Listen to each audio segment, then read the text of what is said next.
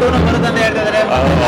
ಬಗ್ಗೆ ಕ್ಲೀನ್ ಆಗಿ ಹೇಳಿದ್ದಾರೆ ಮೂವಿನಲ್ಲಿ. ಹೌದು ಸರ್, ಗಾಂಜಾ ಬಗ್ಗೆ ಎಲ್ಲರಿಗೂ ಗೊತ್ತು. ಇವಾಗೆಲ್ಲ ಹೆಂಗಾಗಿದೆ ಅಂದ್ರೆ ಆರಾಮಾಗಿ ಎಲ್ಲ ಹೊಡೆಯೋ ತಗೊಬಿಟ್ಟಿದೆ ಸರ್. ಇವಾಗ ಅದು ಇಟ್ಕೊಂಡು ಪೊಲೀಸರು 500,000 ಫೈನ್ ಕಳಿಸ್ತಾ ಇದಾರೆ. ಅಷ್ಟೊಂದು ಅದೆಷ್ಟು ಡೇಂಜರ್ ಇದೆ ಅಂತ ಯಾರಿಗೂ ಗೊತ್ತಾಗ್ತಿಲ್ಲ. ಒಳ್ಳೆ ಅದ್ಭುತವಾದ ಸಿನಿಮಾ ಸರ್ ಇದು. ಯಾಕಂದ್ರೆ ಪೃಥ್ವಿ ಅಮರ್ ನೋಡಿ, ಇವತ್ತು ಇನ್ನೊಂದು ಸಿನಿಮಾ ಇದೆ. ಈ ತಿಂಗಳಲ್ಲೇ 3 ಸಿನಿಮಾ ಕೊಟ್ಟರು ನೋಡಿ. ಇದೇ ತಿಂಗಳಲ್ಲಿ 3 ಸಿನಿಮಾ ಬಂತು. ಒಳ್ಳೊಳ್ಳೆ ಕಂಟೆಂಟ್ ಇರೋ ಸಿನಿಮಾ. ದಯವಿಟ್ಟು ಜನ ಬಂದು ಇದನ್ನ ಥಿಯೇಟರ್ ನೋಡಿದ್ರೆ ಇನ್ನು ಒಳ್ಳೊಳ್ಳೆ ಸಿನಿಮಾ ಪ್ರೊಡ್ಯೂಸರ್ ಅಮೌಂಟ್ ಹಾಕೋಕೆ ರೆಡಿ ಆಗ್ತಾರೆ. ಇಲ್ಲಾಂದ್ರೆ ತುಂಬಾ ಕಷ್ಟ ಆಗುತ್ತೆ ಸರ್. ಒಳ್ಳೆ ಸಿನಿಮಾ ಬೇರೆ ಇದು ಪಾರ್ಟ್ 2 ಬರುತ್ತೆ ಅಂತ ಬೇರೆ ಇದು ಮಾಡಿದ್ದಾರೆ. ಹೌದು ಸರ್, ಕ್ಲೈಮ್ಯಾಕ್ಸ್ ಅಲ್ಲಿ ಯಾರೋ ಸ್ಟಾರ್ ಹೀರೋ ಬರೋ ತರ ತೋರಿಸಿದಾರೆ. ಅವ್ರೇನೋ ಪಾರ್ಟ್ 2 ಬಂದ್ರೆ ಬೇರೆ ಲೆವೆಲ್ ಆಗುತ್ತೆ ಸರ್ ಈ ಸಿನಿಮಾ.